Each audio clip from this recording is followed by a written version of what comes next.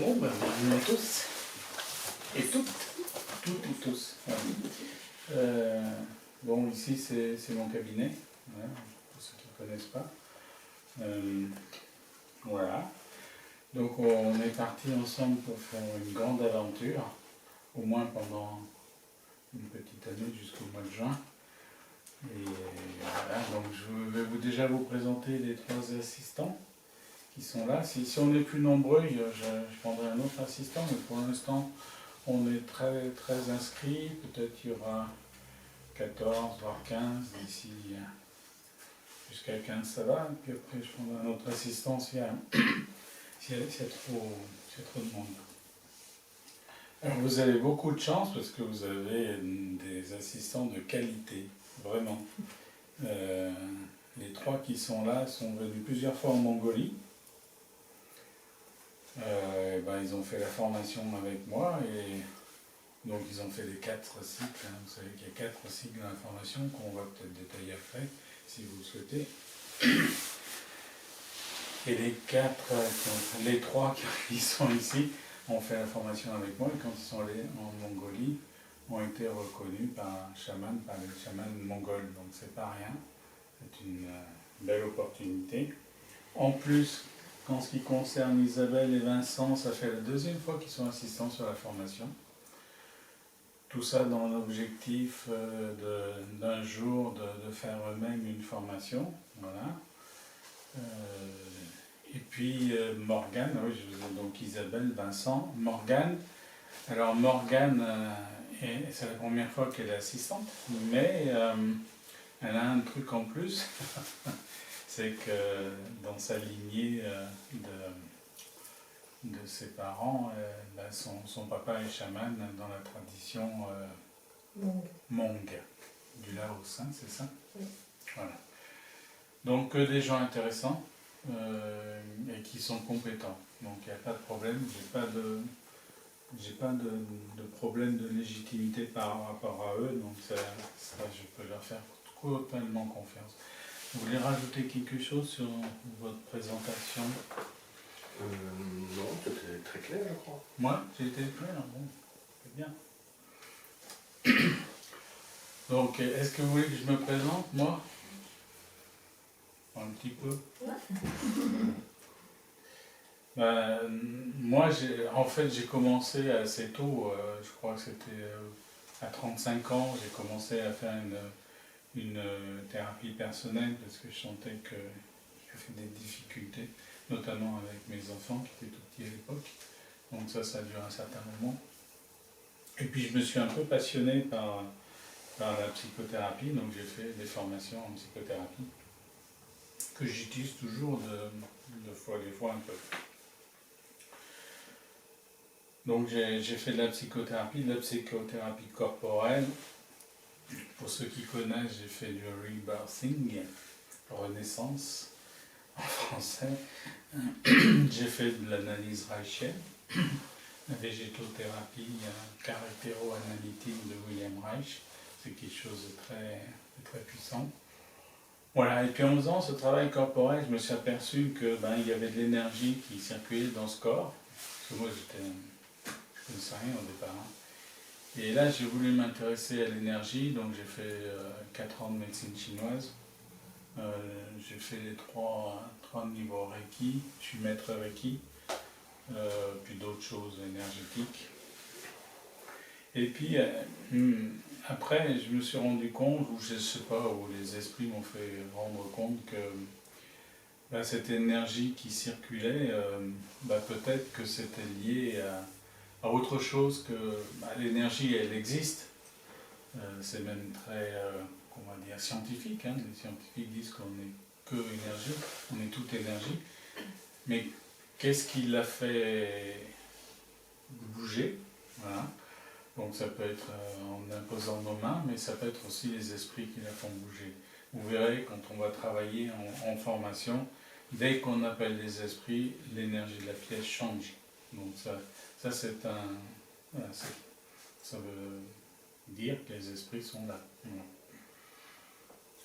Donc, voilà, donc je me suis enquis de travailler un peu ce domaine des esprits. Et là où c'est... Donc comme j'avais été en Chine pour travailler à l'hôpital en Chine en tant qu'acupuncteur, ça m'avait bien plu ça d'apprendre voilà, à l'étranger. Et donc j'ai fait plusieurs pays comme ça,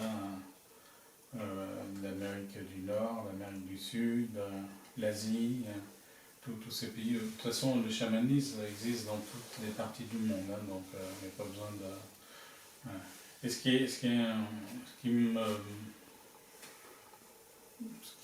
qui m'a porté, c'est que tous les chamans semblaient voir quelque chose en moi, semblaient avoir une capacité, quelque chose comme ça.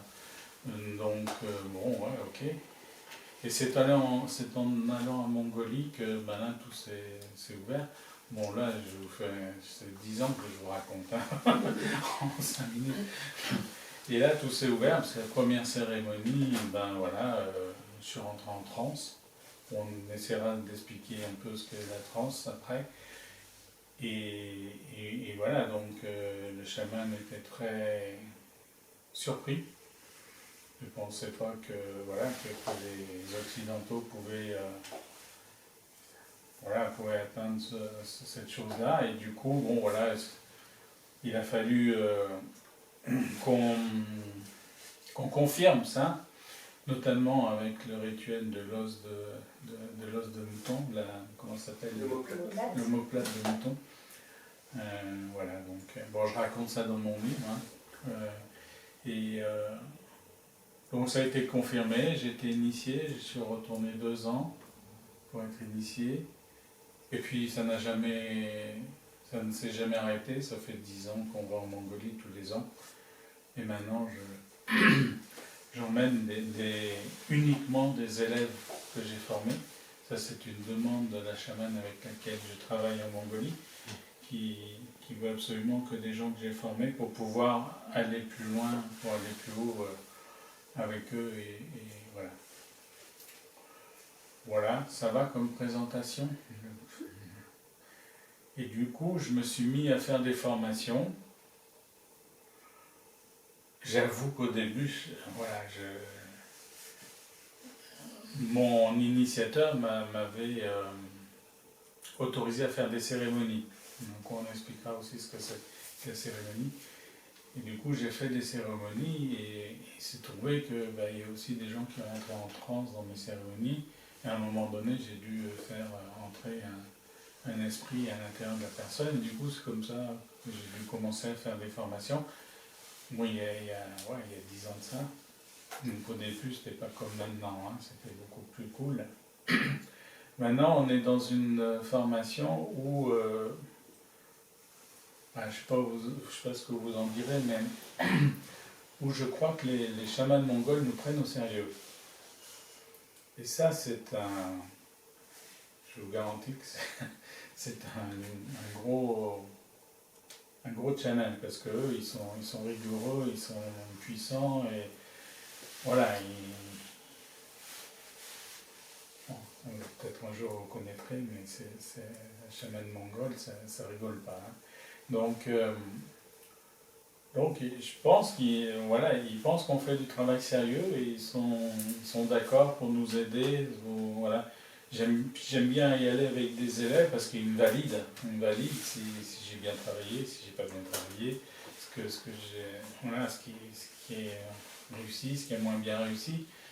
Et puis bon, c'est toujours un plus d'aller en Mongolie de toute façon. Hein. Voilà. Et donc, là où ils ont été surpris, parce qu'en Mongolie, traditionnellement, ce sont soit des esprits qui viennent de leurs ancêtres, soit des esprits de la nature. Et nous, ce qu'on fait dans nos formations, les gens qui intègrent des esprits, ils intègrent des esprits de partout, de toute la planète. Beaucoup d'Amérindiens d'ailleurs. Voilà, et ça c'est ce qu'on cherche, et c'est pour ça que j'ai autant d'assistants, parce qu'on cherche à vous emmener là où vous devez aller. Moi je pars du principe qu'il y a un chamanisme par personne, et qu'il va falloir qu'on trouve votre propre chamanisme, et que vous fassiez une connaissance avec un ou plusieurs esprits. Et du coup, ce sont des esprits qui viennent de la planète entière, mais avec un processus initiatique mongol. Bon, ça s'est jamais fait, ça se fait maintenant avec moi, et ça fonctionne. Ça fonctionne, puisque ça a été validé par les Mongols. J'aime bien toujours avoir cette validation. Et du coup, on en est à ce niveau-là en ce moment où je pense, parce que voilà, je suis toujours en contact avec les esprits, hein, c'est pas parce que aujourd'hui je suis chaman que je continue pas à travailler. Je vous raconterai d'autres choses aussi, mais bon, c'est pas le jour aujourd'hui. Voilà, j'ai l'intuition que avec les Mongols, on va créer un pôle, je sais pas comment dire, comment on pourrait dire, une synergie, et à un moment donné, il va falloir qu'on travaille ensemble. Donc voilà. Donc ce qu'il y a, c'est qu'en ce moment, voilà, au bout de tant d'années, j'ai pas mal d'élèves qui sont capables d'incorporer des esprits et de travailler dans des cérémonies. Donc on va continuer ça avec les élèves les plus avancés pour faire des cérémonies tous ensemble. Ça, c'est un scoop, vous ne le connaissez pas encore. Bon, pour ceux qui sont capables d'incorporer des esprits, on va tous incorporer ensemble pour pouvoir avancer, parce que le chaman, il a aussi cette obligation, j'ai envie de dire, de travailler pour l'humanité, hein, pas que pour ses clients, pas que pour ça, mais c'est aussi pour faire avancer l'humanité. Bon, vous avez peut-être compris qu'elle n'allait pas trop dans la bonne direction en ce moment, donc voilà, si on pouvait faire quelque chose, ça serait bien. Voilà, donc à ce niveau-là de la présentation, est-ce que vous avez des questions? J'aimerais bien que ce soit un peu interactif, si vous voulez, hein. Vous me stoppez. Oui. Quand vous dites travailler avec les Mongols, vous entendez quoi, à distance ou Là, ça va se faire à distance, oui, oui, bien sûr. Ouais. Mais pour faire à distance, il faut d'abord bien se connaître en aparté. Ouais. Mais ça passe à travers moi, en fait. C'est-à-dire que les gens qui vont travailler avec les Mongols ne sont pas obligés d'aller en Mongolie. À partir du moment où... le chamanisme, ça fonctionne beaucoup par filiation. Donc, à partir du moment où vous êtes initié par moi, vous avez la lignée mongole qui est avec vous. D'accord. Heureusement d'ailleurs, parce que si moi je fais une bêtise, au moins c'est récupéré par les autres. Ça fonctionne beaucoup par lignée comme le Reiki, d'ailleurs, s'il y en a qui connaissent le Reiki. Voilà, ça fonctionne par lignée. Voilà, ça répond à ta question. Oui. D'autres questions à ce niveau-là? Donc, comment fonctionne la formation? Vous pouvez intervenir quand vous voulez. Hein. Comment fonctionne la formation?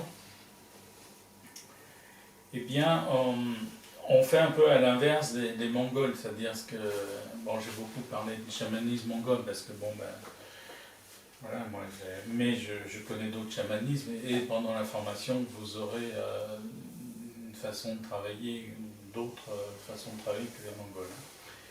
Bon, ouais. Et qu'est-ce que je voulais dire? Comment va se dérouler la formation? Ouais. Oui, je fais ça à l'envers des Mongols, c'est-à-dire qu'en Mongolie, à un moment donné, une personne se sent approchée par un esprit. Et en Mongolie, quand ils sont approchés par les esprits, ils n'ont pas la possibilité de refuser. Sinon, ils ont plein de problèmes. Ça existe aussi en France. Hein. Les gens qui ont beaucoup de problèmes, on s'aperçoit après qu'il y avait un esprit et qu'il presse tellement que du coup, voilà. Donc ils commencent à leur arriver 2-3 bricoles, soit ils perdent leurs animaux, leurs troupeaux, soit ils sont malades. Alors, ce sont des maladies que les médecins ne peuvent, ils n'arrivent pas, ils ne comprennent pas, voilà. Voilà, il peut y arriver plein de choses comme ça, et à ce moment-là, c'est eux-mêmes qui vont aller vers un chaman qui va les initier. Voilà. Et après, ils sont chamans. Nous, on fait l'inverse. C'est-à-dire que vous êtes en formation, vous allez apprendre des techniques chamaniques sans être chaman. Et puis, petit à petit, à force d'invoquer les esprits pour qu'ils viennent à chaque fois qu'on sera en formation, deux fois ou 3 fois ou 4 fois par week-end, eh bien ces esprits vont être attirés par ce qu'on fait. Et à un moment donné, peut-être, alors que je ne dis pas tous, hein, ça c'est l'esprit qui choisit, c'est pas nous qui choisissons, un esprit va peut-être vous choisir et à un moment donné, vous allez pouvoir travailler avec lui. Voilà. Oui. Tout à l'heure, vous avez dit qu'il y a plusieurs esprits qui peuvent venir, Oui. mais est-ce que ça veut dire qu'on peut, s'il y a des esprits qui viennent, choisir l'esprit ou Non, il y a- t'as pas écouté ce que j'ai dit. Pardon. Je plaisante.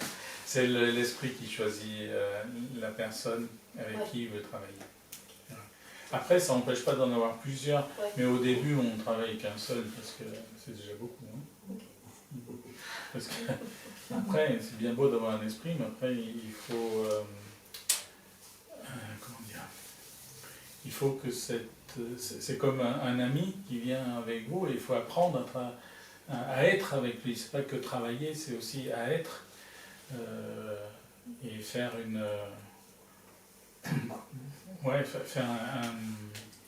une association tous les deux. Ok. Parce que moi, je vais vous apprendre, on va vous apprendre des choses, mais à un moment donné, c'est votre esprit qui va vous apprendre des choses. Ok. Et bon, pas tout de suite quand même. Merci. Donc voilà, donc on apprend les techniques chamaniques, ce qui va vous pouvoir, même si vous n'êtes pas chaman, vous allez pouvoir utiliser. C'est pas parce qu'on n'est pas chaman qu'on ne peut pas utiliser les techniques chamaniques. À ce moment-là, il faut avoir comment dire, Le protocole. ouais, non, le fait de ne pas se prétendre chaman. Voilà, on utilise les techniques chamaniques, mais on ne se prétend pas chaman. Parce que pour être chaman, il faut être choisi par un esprit, mais il faut être reconnu par un chaman plus ancien, on va dire ça comme ça.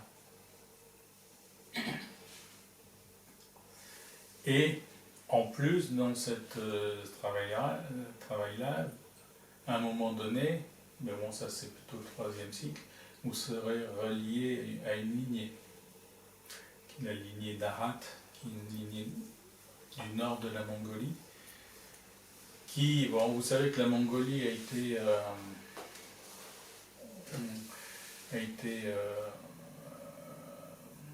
pris par les soviétiques à un moment donné.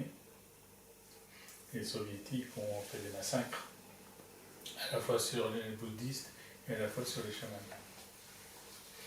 Et donc, il y a plein de lignées de chamanisme comme ça qui ont dû se cacher, qui ont coupé leur lignée. Ce qui n'est pas le cas de la lignée d'Arak, puisqu'elle est au nord de la Mongolie.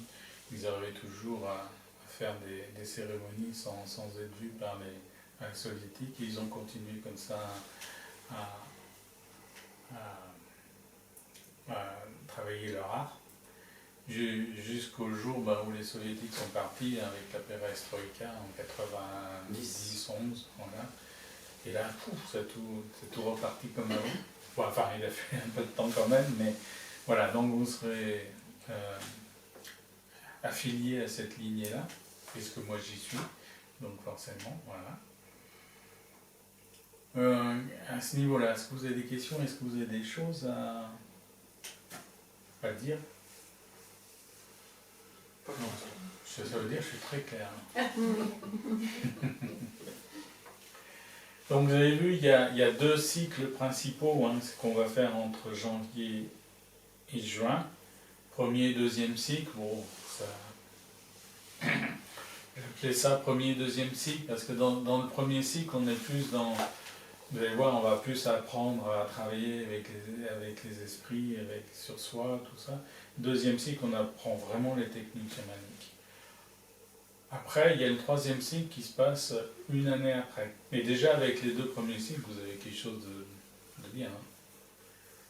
après, ça dépendra de vous, comment vous avancez, mais de toute façon, nous, on se cale à votre avancement. Hein. Après, l'année d'après, vous avez le 3e cycle, et donc ça fait 1 an de décalage. C'est fait exprès pour vraiment tester votre... Puis ça fait comme ça en Mongolie. Moi, j'ai passé 1 an à jouer de la gambar tous les jours. Et vraiment, ça teste votre envie de continuer ou pas, quoi. Hein. Ce qu'on fait en plus, c'est que les assistants vous proposent des révisions ou des choses qu'ils ont fait eux-mêmes hein, pendant cette année où, voilà, où moi je ne suis pas présent. Et puis on se retrouve 1 an après, au mois de juin, et là on fait le 3e cycle. Et là l'objectif, clairement, c'est incorporation de l'esprit dans le corps,